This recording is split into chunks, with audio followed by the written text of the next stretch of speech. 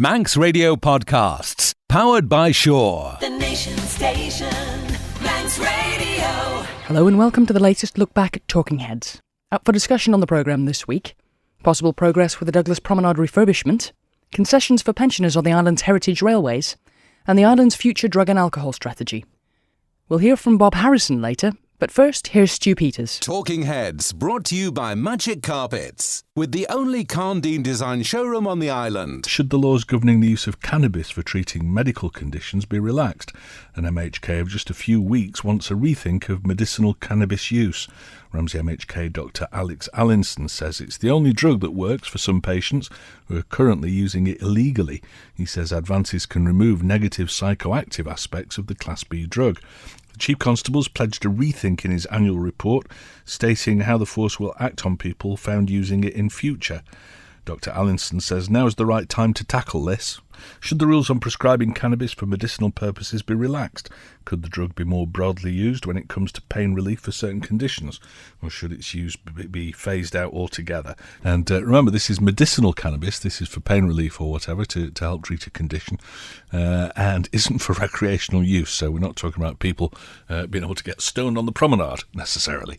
Stu, if I were in great pain and illegal drugs were the only means of relief, I might be tempted to deliberately break the law for the first time in my life, says David H. Yes, I don't think that's unreasonable at all, David. Stu, I've never understood the issue with prescribing cannabis. I've never understood why the public and government even have a debate about it.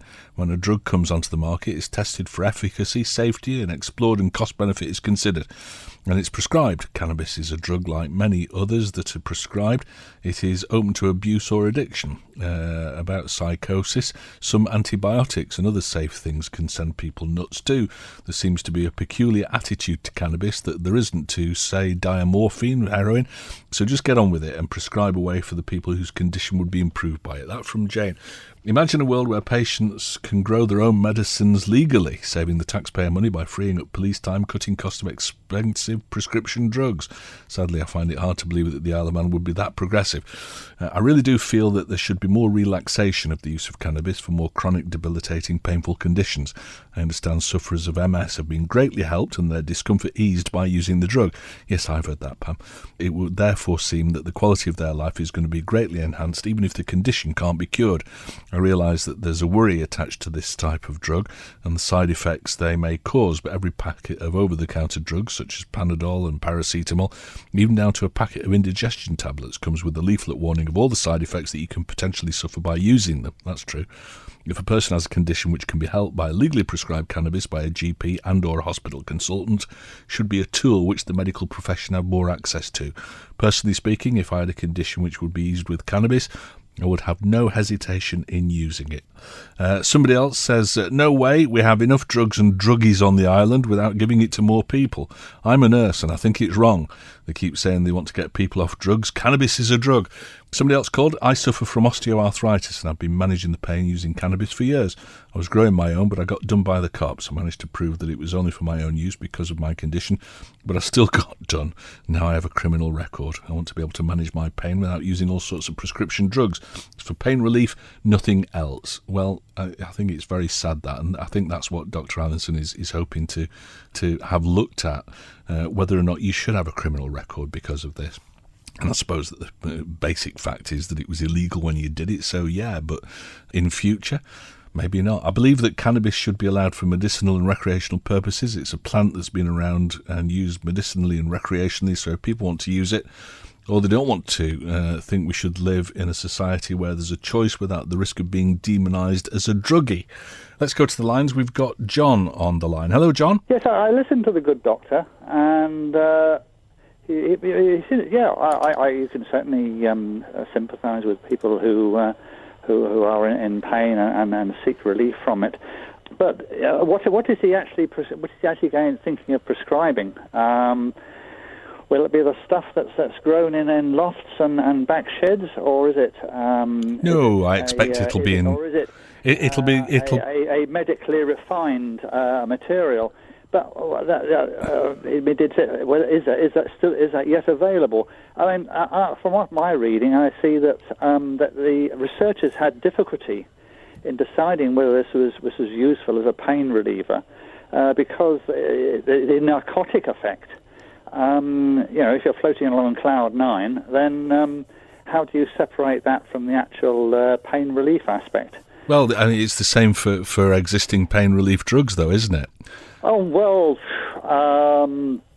I don't know. I've never got a high from paracetamol. I've taken that in the past. Okay. But he tended rather dismissive about the recreational aspect. I mean, the reason why cannabis has got a bad name is it is a mind-altering drug. People imbibe it and they float away on cloud nine, and then they come back and you say, "Oh, yeah, that was awfully nice." But some people don't come back, especially amongst the young. Schizophrenia, after taking cannabis or smoking cannabis or taking it how you like, is well documented. It's not such a big problem for mature people, but certainly amongst younger people, the onset of schizophrenia and other mental problems is very well documented. I'm very surprised the doctor didn't mention that. Also, of course, some people would love to have cannabis legalized because they'd make loads of money at it. You can see across where there is this argument, and so we raise loads and loads of new taxes. All right, let me just stop you there, John, because what would happen is that it would be a medicinal cannabis, and there is already one of those available. Was it called Sativex? I think the doctor was talking about. So it would be produced professionally by the medical trade, pharmaceutical trade. Other people who don't like the prospect of cannabis being freely available is another.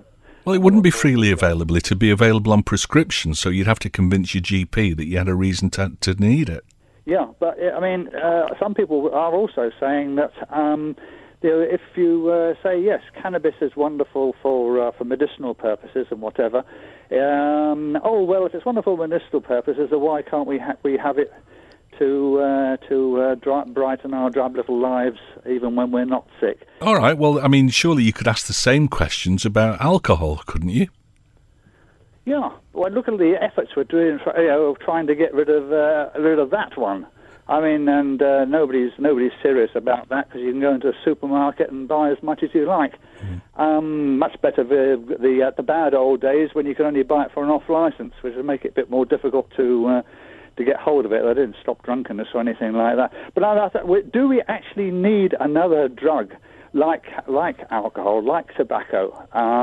Well, people with conditions like MS would say yes, and I think Parkinson's, I stand to be corrected, but there are various conditions where people say cannabis is the best form of pain relief, or it's the best way to alleviate the condition. I'd love to see the actual the results of actual medical tests on that. Okay, well, if you've got internet access, have a look. MS sufferers and cannabis, and I think if you Google that, you'll probably find that information.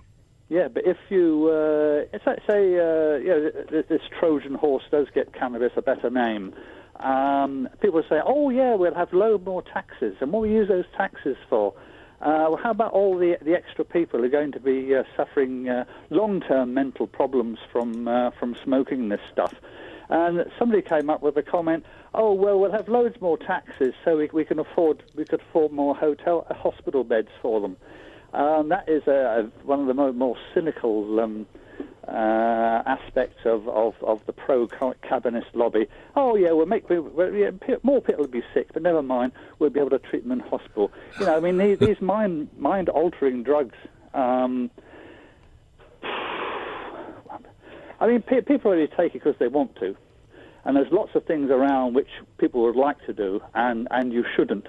Okay. Fairly clear where John stands as far as medicinal cannabis is concerned.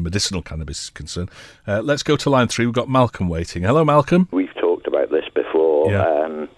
Obviously, a lot of what John has just said is actually unfactual, and obviously not based upon experiences. As I said to you, I'm a cancer sufferer. Yeah. I was based in Clatterbridge for 6 weeks, and I actually saw the benefit there of patients that were using cannabis. And why is it better, though? Perhaps you can explain, Malcolm. Why is it better than any of these other things, the opiates? The first thing that saying was sort of like cannabis is a mind-altering drug. When it's used for medical reasons, what it tends to do is actually target the pain. Right, yeah. It doesn't actually make you go high. No. Or floating around the room. But I tell you what does is morphine. Yes, yeah, which I'm sure. I'm on regularly. Yeah.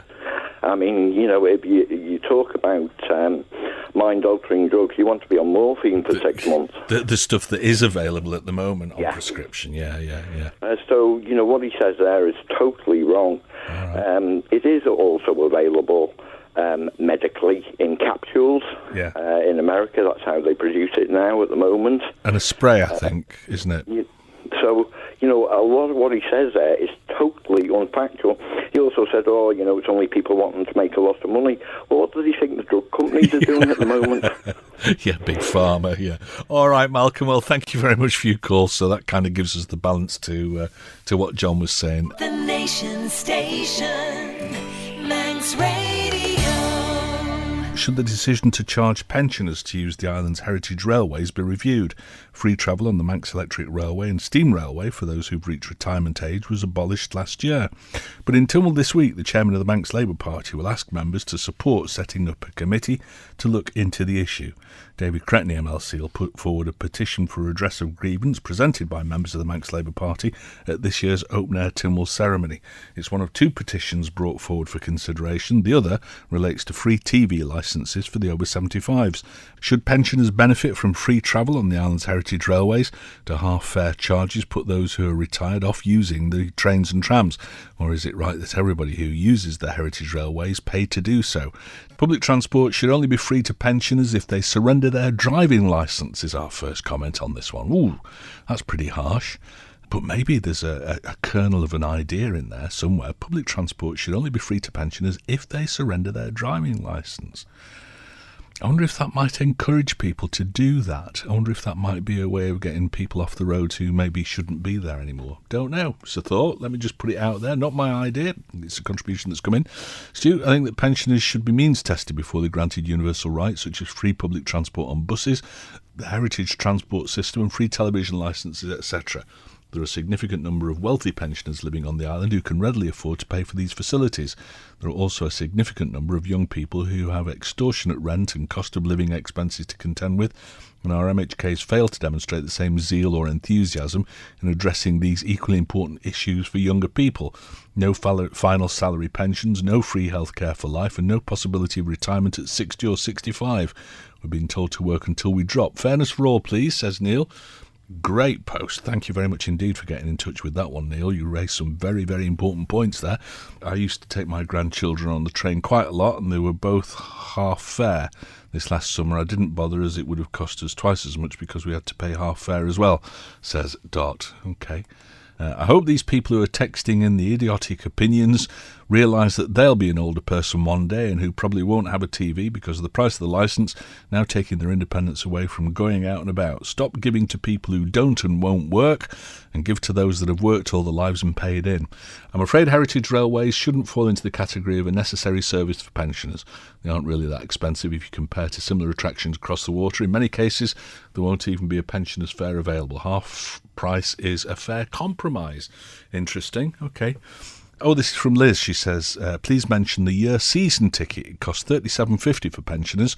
This gives free travel on trains, trams and the mountain railway. Saved me a fortune. Been up the mountain, days out on the tram to Ramsey, shopped at Tesco by train from Castletown. Well worth it. Would rather it was all free, though. Well, yes, of course, Liz. We'd all rather everything was free, but nothing's free. No such thing as a free lunch. Somebody's got to pay for it somewhere, haven't they? But that seems like pretty good value if you are going to use this. Then $37.50 for a year season ticket. That's not expensive, really. Less than £1 a week, really, isn't it? Trains and trams, massive subsidised systems. No, they must pay. Had to shake my head in amazement on Saturday morning, just after 9 o'clock in the morning. Damp, cold, and an empty horse tram heading up the prom with what looked like steptoe and son out for a jolly. Mr. Cretney, get real in your retirement. Well, he's an MLC, he's not retired. Or is that the same thing in your head? They should have it. It's what they have across London, and we're supposed to be, is it the 5th richest society? Is it the 5th? I thought we were the 8th. And that London place, that's, I wouldn't follow anything that they do in London necessarily. I think it's high time that they restored the free fares on the trams and trains. I think it's a disgrace and an insult to pensioners when they stop them, says somebody else. Yes for pensioners, but stop free travel for bus drivers and their families, says Liz. And why can't Neil be an MHK? Well, we've got a couple of Neils. One's an N-E-A-L, one's an N-E-I-L. I think we've got 2 or 3 of them, actually, so you might get the wrong one elected. And that wouldn't be the first time that's happened, I would suggest. Let's go to the lines. We've got Eddie on. Hello, Eddie. I've often thought to myself, if there's nobody on these vehicles, these things, what's that old saying? X amount of fuel to take that bus along the promenade, whether there's 1 on it or 20 on it. Yeah. So if we're going to keep these heritage things, they will run out if they overprice. Yeah. Right? So if it's half empty in these slack periods, why not? It's putting people on them. And if there's more people on them, there's a better atmosphere and a better look about the thing. Yes. I was just telling Catherine there, I watched Tarrant on Railways last night. And it was in Cuba. And the railways in Cuba are, to say the least, terrible. Yes. And it's all because of the sanctions that America put on Cuba. Yeah. They won't let them buy any new parts, any new wheels. They have to make do and mend. Well, I think that's the same with cars, isn't it? They've got 50s cars that have been kept going with bits of string and tin That's cans. Right. But the one thing I did notice in it, because of the way things were, the public transport, and there was people getting stranded everywhere. So what they do is they have like a traffic warden on the roads, and you have people thumbing a lift. So when they get to sticking the thumb out, the warden then puts them in a queue, and he actually stops cars and says, "Excuse me, you've got some room in here, I'll take a passenger." It forces the vehicles to help people out. I'd be a bit miffed about that, wouldn't you? It's very strange. Very strange. I think it's just the circumstances. Yeah. And I think our circumstances are now, like Mr. Cretney says, we want to be seen to be doing the right thing. And is it going to cost us any more to actually give us... And I don't think it is. I think he hinted in that interview about the fact that they weren't actually saving much money by charging people. That's right. I mean, they're going to lose people anyway. There was a lady on earlier, she said she couldn't afford to take her kids and the grandkids out because, having to pay full fare. Yeah. So that's... Even if she paid half a fare, that's a lost half a fare, isn't it? Of course, yeah. Yeah, so my way of thinking is like he says, it's not going to cost any more, but it's a nicer gesture. Okay. All right. So, and it's only in off-peak times as well, so there have got to be spare seats on the thing. Of course there is. All right, fair dues. Thank you very much, Eddie. Nice to hear from you today. Stu, I might be wrong, but didn't David Cretney make a case for why the free travel had to be taken away when the big cuts hit the Isle of Man? Now he's gone the other way, says Neil. I don't know. I haven't got that kind of a memory. Political pronouncements go in one ear and out the other, I'm afraid. Stu, no such thing as a free lunch. What about gold-plated pensions, says David H. Yes, I should have qualified it. No such thing as a free lunch unless you're a politician. Stu, as a pensioner, like most of the older people these days, I've got no interest in travelling on vintage railways or buses. However, that would be a great help. What would be a great help would be a discount on car road tax. Are you listening, Mr. C? Says Richard.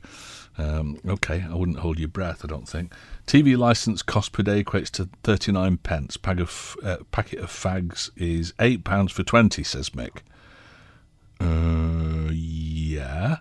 But I think non-smokers watch telly as well, Mick, so I'm not quite sure the point that you're making there. Pensioners in the Republic of Ireland get free travel on all buses and trains all over the whole of Ireland, and they can take a companion free as well, says Mary. I didn't know that. Interesting. I've got a long email from Mark, which I'll paraphrase. I can only agree with Neil, who sent an email about means testing the benefits that the old want. They, the baby boomers, are the luckiest generation ever to live, and who are likely to live. They've had everything and never cease to expect more. David Creighton is lobbying for even more for them. As to the attack on the poor, we'll be worse off than those claiming to be poor now. The younger people today have huge debts, can't afford to buy a house, and are paid low wages by exploitative employers. Well, some of them might be.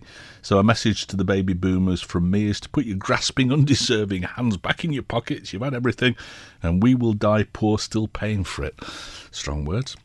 I'm all in favour of the free off-peak fares on the trams and trains for pensioners. After all, they don't get many perks, and those who say about the ones on final salary pensions should remember that not all those on final salary pensions are getting thousands a month. Those at the bottom of the scale get very little, like the cleaners from the hospital, for example. That's a fair comment. Government should not be running trains. It's a luxury that we can't afford, says somebody else. The Nation Station, Manx Radio. Where should the horse tram track be put on Douglas Promenade? It was implied yesterday in Tynwald that work on the northern end of the promenade scheme could start soon. Where do you think the horse tram lines should be situated when Douglas Promenade is refurbished? Should they remain where they are in the middle of the road? Or would you like to see them move to the seaward side? They seem to be the two leading contenders now for where the horse tram lines ought to be. Never mind the tram tracks. Where will the horses be kept in the summer once the stables are sold? On the beach maybe, says Sue. We don't care anymore, just get on with it, says Cliffy. The tactic of apathy has worked. Most people have been worn down by the constant squabbling and dithering and just can't be bothered anymore. I think that's true. Just get it started. It's going to take years to do, even when it does get started, says Cliffy. I've just got a text from Mike, says in capitals, get on with it! Exclamation marks. I think a lot of people feel like that, don't they? Like Cliffy said, it's apathy. We've all got to the point now where we're so bored of people talking about it, we just want to get it done and we don't care what anybody does. Did he just say he doesn't want parking on the walkway at Christmas? No, I think he said that apart from parking on the walkway at Christmas, it wants to be kept for the 3 people a year who use the walkway. Stu, it doesn't matter what the public think regarding the horse trams, the government will still push ahead with the same old money-wasting schemes. Well, I don't know. We've got new politicians in place, so let's not prejudge them. I think that we're all hoping that a new government would come with new ideas, but alas not. The same old sheep in different clothing make the same bad decisions. The decisions haven't been made yet, Mal. Give them a chance. The tram tracks should either be on the seaward side or in a scrapyard. Middle of the busy road's a crazy place. I happen to agree with that. Cars could park on the tracks on Monday and Tuesday for a further 5 winter months. A no-brainer. Single track with passing places, photo spot, horse drink trough. Make use of existing bus stop shelters. No need for a footpath and a promenade walkway. Talking about the horse trams to be left in the middle of the road. They're part of our heritage and should be taken care of. What's more needed is car parks and less houses turned into flats on the prom without having facilities for parking. Single track down the middle of the road with passing places would save time, space and money, says Doreen. I think you should give the horse trams a rest and leave Mr. Harmer to do his job, says Vivian Peel. OK. Single track in the middle with a passing place outside the villa, says H. I believe if they leave the horse tram tracks where they are, the work can be done sooner, but I'm for the decision that the tracks be put on the seaward side of the road, says Kev. Well, let's find out from John, who's on the line. Hello, John. That's really what it boils down to at the moment. Yeah. What do people want? You've had people getting in touch with you saying, hang it, get on with the work. Yes. We want the job done. If people want the job done without delay, then really it's a case of maintain the status quo. Okay. The tram tracks up the middle of the road. Yes. Because if you go to the side of the road, you've got to go through the full planning process. There's got to be a planning application. There will undoubtedly be objections. Most likely objections from the people who see the loss of parking spaces. Okay. So if you go by the planning process, add how many months on, which takes you into another TT, which means nothing can be done till the end of the summer again. Yeah. The people who say close the horse trams down, Tynwald's already debated this. They've made the decision. The horse trams stay. So if we're going to have the horse trams stay and have the work done, then let's go for the straightforward option, which doesn't need the delay of the planning process, and stick with pretty much what we've got. Okay, well, that's a good reason to do that, I suppose. I mean, I still think that the single track down the side of the road is a better option, but I take your point that would just be delayed because of planning and then objections and then inquiries, and so maybe it is better to just stick with what we've got and get on with it. Well, you've opened another can of worms, because if you actually single the horse tram track, you reduce the capacity. But, I mean, people keep telling me that nobody uses it, really, apart from in high season. If you look at what's happened during the last summer, the National Railway System has taken over the horse trams, and they've been on a steep learning curve. But they've been starting to get to grips with it, and what they have done, as compared with what the corporation did over many years, they've been imaginative. They've tweaked the timetables by a few minutes to make good connections with MAR trams, for instance. They've reintroduced a three-tram service in the height of the summer. Right. Once you've got 3 trams out, you certainly need more than one passing place. 3 trams really is a relatively intensive service, and that justifies double track in its own right. Okay. So I'm all for keeping the status quo. Fine, and a well-reasoned argument for it as well. Thank you for joining us on the phone today, John. And we've got another John on who thinks that they ought to stay where they are, I think. Hello, John. Before I mention that, I think there was more common sense came out of government yesterday than we've had in the last 5 years from the last lot. There you go. So that's giving them a chance.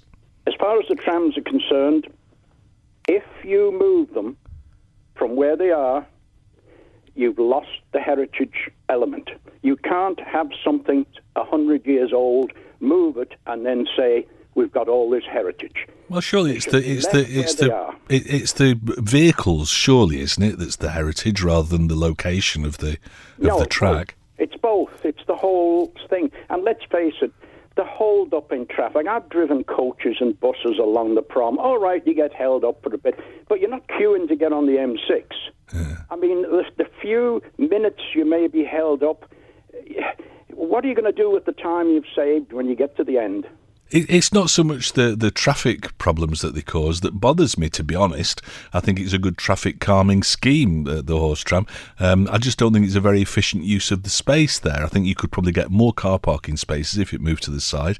And also, I just don't think it's terribly safe having people getting on and off a tram that's in the middle of 2 carriageways. Yeah, but you find now, when a tram stops, in the last few years, the conductor gets off. Oh, yeah. And bars the traffic from going through. That didn't used to happen, but it does now. Yeah. And as far as the parking is concerned, I totally disagree with that. I don't think you will lose parking if you move it to the side, no matter what you do. And the prom will become much faster. Okay, fair dues. I mean, at the moment, they're all on about traffic calming and all this. Yeah. You lose that. It'll become a racetrack. Oh, I appreciate that the horse trams fulfil that as part of a function, I suppose, yeah. Leave them where they are. Either leave them where they are or get rid of them altogether. I've said that from day one. That's not the an other option. thing, as far as the prom's concerned, and I've said this for a long time, there was millions that they were going to spend on the prom that was going to take 5 years. Yeah. If they'd got a firm from the mainland, I'll get into trouble for saying mainland, I know. Yeah, you will. If they'd got a firm there, a construction firm from the mainland, to come over, give them a price for the whole prom and a time scale, I'll tell you now, I reckon both elements would be a fraction of what this last lot were forecast. I expect you're right, but it would be exporting what could be Manx jobs, wouldn't it?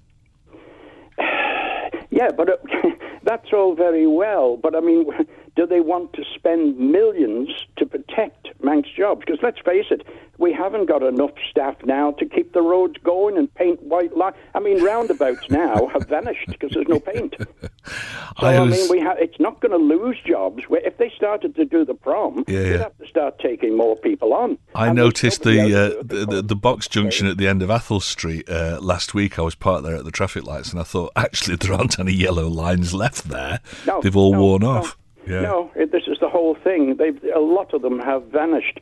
But the Slough is a very nice road, I believe. I haven't been over it, but they tell me that's nice. a lovely road. Lovely. It's like a baby's bottom. It's so smooth. All right, John, thanks for joining us today. Talking Heads, brought to you by Magic Carpets, with the only Carndine design showroom on the island. You're listening to the latest Talking Heads podcast, featuring highlights from the programme over the past week. The Nation Station, Manx Radio. What could be done to tackle the drug and alcohol issues on the island? A new way of shaping policy is being tried by the Department of Health and Social Care. A company it has employed to carry out the work has been holding informal chats various places around the island to gather people's thoughts on drug and alcohol abuse. Have we got a problem? Do you think drug and alcohol abuse could be handled in the Isle of Man? Is there a need for more education to tackle the problem before it actually becomes a problem? Is it more direct help needed for those who have developed a problem? More proactive approach needed by the authorities in seeking out these problems? Is there a problem? What are your suggestions as what Dawn has been talking about? Is it impractical? Will it work? There is an issue with a lot of those with drug and alcohol problems are finding it easy to fuel their habit without any deterrent. Some don't work because of their issues, and so the benefits keep them at home and the habits fed. Direct rent payments, debit cards that can't transact alcohol purchases, ATM withdrawals should be issued. Thanks, Rich, for the comments. It looks as though it's... Looking at that text just in, that looks as though it's possibly a change in lifestyle that is needed. Should we be asking people with drug and alcohol problems to actually change their lifestyle? May not be what we're looking at. Let's go to the phones and say hello to Frank. Right, I think you should name and shame them. Oh, dear. Why? Because anybody that takes drugs illegally or handles drugs illegally, I think they should be named and shamed. Does that also apply to alcohol then? Yes, anybody that takes it and gets themselves on binge drinking and ends up in A&E or whatever, making a hell of a mess all over the place. Well, I was young once. I know what it's like to be young and enjoy yourself. Okay. But to take it to the extreme, and I think that would be a good deterrent. If they were named and shamed, that means they would lose their career. They would get, they really want to be taken through the coals, particularly for drugs, more than anything else. Okay, so would you differentiate then between drugs and alcohol? It's not quite the same, is it? Well, there are those that would disagree with you. Alcohol is a legal drink you can buy. Yeah. Drugs are not. Okay. And the people that are supplying these drugs, and there's a lot of drugs coming into the island every week, and every young person you meet, they say, oh, no, I don't take them. Well, there's a lot of people who are taking them. And those people that are taking them, they're doing themselves a lot of harm, and if they won't be told by the authorities or people that are older than them, then I think they should be named and shamed. And they should be put in the paper every week. There should be a column for the named and shamed. And I think that would solve your problem, a lot of it anyway. When you say named and shamed, is this going to be 3 strikes and you're out sort of routine? You know, the first time you do it, no. Second time you do it, no. I'm not saying that. Just name and shame them. Straight away? Tell them that would be enough. If suddenly their bosses knew they were taking drugs at weekend, I'm afraid if I was employing them, they'd be soon down the road. Is this then, you mentioned in that previous statement that as far as you were concerned, people know it's bad. Are we then blaming the education system on teaching these people that it is bad? No, I don't think. No, it's not kids that are taking the drugs, is it?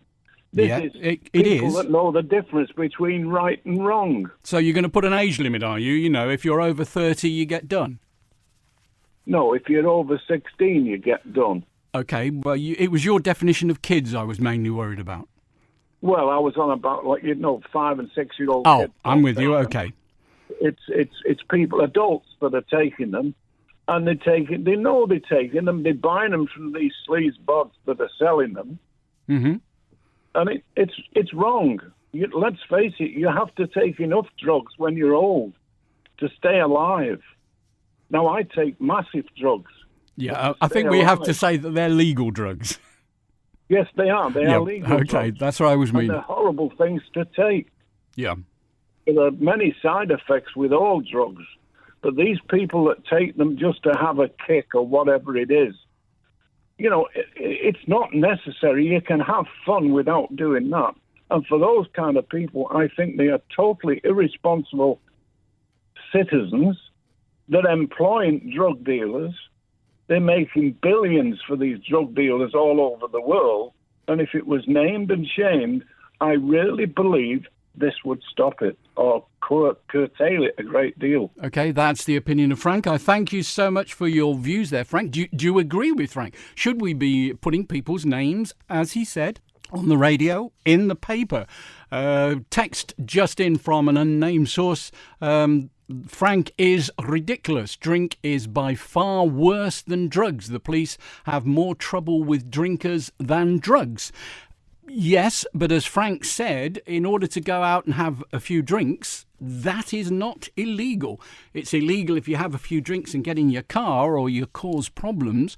Should we bring the limit down to zero? Have zero tolerance as far as drugs are concerned? Any change to the law shows an abject surrender to the criminal class. That's the opinion of Big Phil. More codswallop from soppy lefties. People who take drugs deserve all they get. Okay, Phil's opinion. And joining us now on the phone is David. Good afternoon to you, David. Hi, Bob. The major crux is for the new government is early intervention, as far as I see. And if I could say to you, previously, what I mean by early intervention is like when kids are doing, or young individuals, juveniles are doing, A, especially alcohol, and B, drugs, is getting them, pinching them early, actually getting into talking to them and saying to them the pros and cons, and actually involving the parents in it as well. That's the major, because it's a major issue we need for educational wise as well. Would that be somebody going around the schools and making it, I'm not saying part of the curriculum, but some extra curriculum items? Well, they do. They used to. And if we're, at the moment, they're splashing money around, they should rekindle some of the ones where they used to have the drugs and alcohol unit back into the schools. And then they used to give them the pros and cons of it. Put up the hard-hitting images of people whose lives have been ruined by simply using cannabis and then going on to recreation purposes anyway. I'm not talking about medical stuff now. And then going on to harder drugs because they think it's a thrill or a kick or whatever, but ruins their lives and also ruins the lives of the families as well when people have to take care of them. Because what it would do for us as a plus is stop having to do medical intervention in later life. That's either looking after them when they become either depressed or they become vegetable state. You know, those individuals that do go right down the road and usually one follows the other, drink and drugs, and then they become a drain on the state and they just buy their money that comes into them, their benefit goes straight to another source. And if I could say to you finally, Bob, the police did do that too. The other bit they did as well, when they went around the schools, they showed these videos, and there's some hard-hitting ones out there. They showed a video too to do with driving, which was one which a death caused in the Isle of Man some years ago. And I remember having the parents in the audience there, and it was very emotive to me in the back of a room there, just listening to this video of this young fellow that died because of speed. And those are the sort of things we should be teaching the next generation, because if we could save one or two as they pass through their life, it saves us a lot of money, mate. As far as the drugs and alcohol, would you differentiate between the two as we sort of suggested earlier? I do have my own personal view is regarding drugs is I'd be on the side is that we give them a warning first, but you 2 or 3 warnings, like 3 strikes, definitely, then you're out. You go to the system. I would like to see the courts referring them more to alcohol units for making enforcing that and putting bans on them to actually go to public houses. The same with drugs. You go on the course. If you don't complete the course, then you go back into the system and the courts deal with you. Have you evidence that works, David? It has worked on some individuals, but if you can imagine, if you look at your own family and kids that you have and grandchildren and stuff like that, you've got to be there and say to them, look, this is going to ruin your life. You're never going to get a job. It's always going to be hanging around on your CV. When people want to employ somebody, the first thing they look at is, what have you done all your life? Well, I was swanning around, enjoying myself in life, and then I got caught doing recreational drugs. Who's going to take you on? They're going to think twice, aren't they? Okay, and would you agree with the name and shame routine after my suggestion of 3 strikes in a row? And Frank was going more for the first time, name and shame, photo in paper. I wouldn't go that, but I would do name and shame all the time. If somebody's been convicted of supplying drugs to supply people, I've no qualms at all having them named and shamed. Okay. That should be done more. As far as I'm concerned, this is a beautiful island. We live here, and I want to make sure this is drug-free.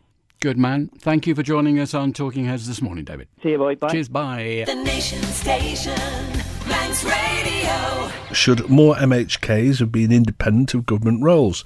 Departmental memberships were announced yesterday, and only one MHK eligible for a position won't serve on a department. Douglas East MHK Chris Robertshaw says he doesn't agree with the system as it stands. So what do you think about this? Should all MHKs serve on departments, or could that end the level of scrutiny there is of government decisions? I don't often agree with Mr Robertshaw, says Alan, but on this occasion I agree with him. One MHK, not MLC, on each board should be more than enough to help the minister. After all, what are we paying a chief executive more than £100,000 a year for in each department? If my maths is right, MHKs get a £12,000 pay rise per department. I think it's only that you get one uplift, so whether you're on 1, 2 or 3 different departments, I think you only get one pay uplift. Nice pay rise when some are on up to 3 boards. Then, of course, you have the possible conflict of interests where an MHK can't vote against their own department, says Alan. Hello, Ken. I don't want to appear to be a lone voice on the telephone, but I'm very disappointed that they're not discussing the new proposals until the spring. Does that mean March, April, May, never? Yeah, probably. You know, and it is, I think, it's job. Why the economic development of a minister and 5 members, you know, he gets 50% plus, they get 30% plus. The other one I want to raise is still Mr Watterson, when he did he know what he was doing when he took the Speaker's chair and gets 6% extra for doing, I've got to be careful here. Yes, careful. Too much, basically, apart from keeping the boys and girls in order. Well, yeah, it's a job. That's the pay rate for it, so... That does seem too high, you know, when the Chief Minister only gets 80%. Yes. It does seem, but there's too many members on certain departments, health and social, infrastructure, there's 5 as well. Yeah. Economic 5, and the Treasury's only got 2 members plus the... Well, Chris Robertshaw said in that interview, didn't he, that he thought that each department should have maybe 1 political member and the minister. Why they need so many, I really don't know. It does feel, and this might be completely unfair, it does feel very much that it's jobs for the boys and it's to keep everybody under control. So basically, nothing's changed as such as yet. It seems pretty much that way, yeah. Yeah. And of course, if anybody goes against the thing, they get sacked. Yes. Well, that's the thing, you see, because it means that the Chief Minister can fire people from lucrative positions, is maybe the cynical way of looking at it.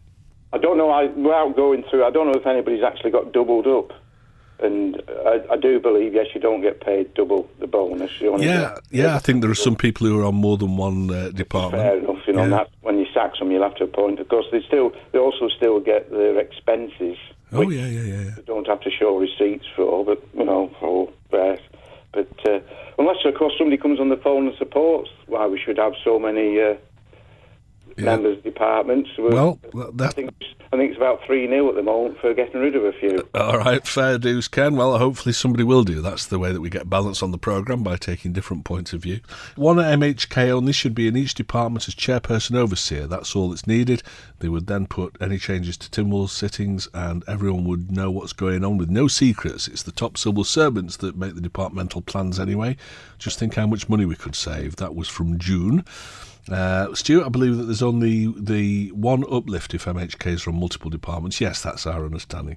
But hey, what an uplift it is for attending a few meetings at most per week. Yes, something like 12 grand a year, 240 quid a week. That from Albert. Charles says, look at the Home Affairs Department before the election, 3 members. Now it's got 5. One member is Dr. Allinson.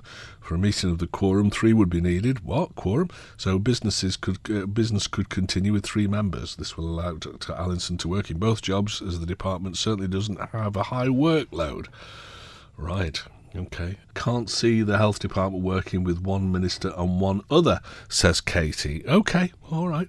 Texting. A further aspect is the way that members are circulated around the department, so all MHKs have an affinity with all departments, so measures are sure to go through when they vote in Tynwald. I'm not convinced by that, but it's a thought, definitely. Let's go to the lines. We've got Vivian on who'd like to talk about this. Hello, Vivian. It annoys me the way everybody on the outside seems to know the answers to all these things. Yeah. Have any of these people ever worked with any of the members from departments, know the workload of some of these departments? And each department or each area within a department usually has an MHK taking responsibility for that. How can one minister and a member look after, say, 5 or 6 departments in the likes of the DOI? It's absolutely crackers. And this is why, if you only had 2, you would get absolutely nothing done. Well, isn't it a case, Vivian, that you've got civil servants, you've got employees who can do that, you've got a chain of command that would feed up to the political members, so you don't necessarily need to have lots of them? You need somebody to take control of... Well, that's the minister, isn't it? No, it isn't. Knowing a little bit, I don't know a lot about government, but a little bit about government. If you're going out, say, on housing to a meeting in the north of the island, the member responsible for that goes, and perhaps one of the civil servants responsible for that area. But the member takes control of that meeting, and he is the person that goes back to the minister to tell them what needs to go on. And I think people are being very critical, and if they all know the answers, why didn't they stand at the last election? All right, well, that's a fair comment. That's my feeling. Yep, and you're perfectly entitled to express that point of view, Vivian. Thank you very much for your call. Talking Heads, brought to you by Magic Carpets, with the only Carndine design showroom on the island. That's it for the latest look back at Talking Heads. Our thanks to everyone who took part in the programme this week. If you'd like to get involved in the discussion, you can call, text or email between midday and 2 p.m. on weekdays, or share your thoughts at any time on the Facebook page. You can listen back to each day's programme in full using the on-demand section of manxradio.com, and the website's also where you'll get an update of what's being discussed each day. If there's anything you think we should be discussing on the programme, let us know by emailing talk@manxradio.com. But that's it for now, so until next time, goodbye. Don't sit in the slow lane. Join the fast lane right now with Shaw's all-new Superfast Plus broadband. Enjoy more bandwidth, amazing speeds and the best value on the island from just £23.95 per month. So don't be left behind. Get a piece of the high-speed action with Superfast Plus broadband from Shaw. For details, visit our stores in Douglas, Ramsey and Port Erin or click shaw.com. Love being Shaw. Terms and conditions apply.